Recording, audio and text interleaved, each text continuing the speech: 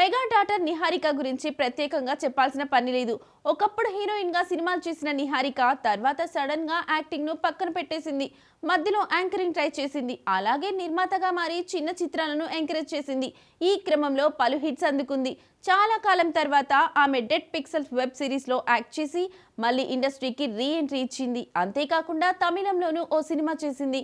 అదే మద్రాస్ కారన్. తాజాగా Madras కారన్ digital streaming కు రెడీ అయింది. కేవలం నెల రోజుల్లోనే ఓటీటీలోకి వచ్చేస్తుంది. ప్రముఖ ఓటీటీ సంస్థ ఆహా మద్రాస్ కారన్ సినిమా స్ట్రీమింగ్ హక్కులను సొంతం చేసుకుంది. ఈ మూవీని ఫిబ్రవరి 7 నుంచి తమిళ భాషలో అందుబాటులోకి తీసుకురాబోతుంది.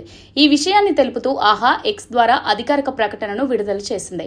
ప్రస్తుతం ఈ పోస్ట్ సోషల్ మీడియాలో వైరల్ అవుతుండగా ఈ విషయం తెలుసుకున్న మెగా అభిమానులు చూసేందుకు ఆసక్తి చూపిస్తున్నారు. వాలి మోహన్ దాస్ దర్శకత్వం వహించిన ఈ చిత్రంలో షేన్ నిగమ్ హీరోగా నటించారు. సంక్రాంతి కానుకగా జనవరి 10న ప్రేక్షకుల ముందుకు వచ్చిన ఈ సినిమాకు మిశ్రమ స్పందన వచ్చింది. పొంగల్ రేస్ లో ఉన్న విశాల్ మదగధరాజు మూవీ హిట్ టాక్ తో దూసుకుపోయింది. కానీ మద్రాస్ కారన్ మాత్రం వసూలు రాబట్టడంలో వెనుకబడిపోయింది. శామ్ సిఎస్ సంగీతం అందించిన ఈ మూవీ ఇప్పుడు ఓటీటీలోకి వచ్చేస్తుంది.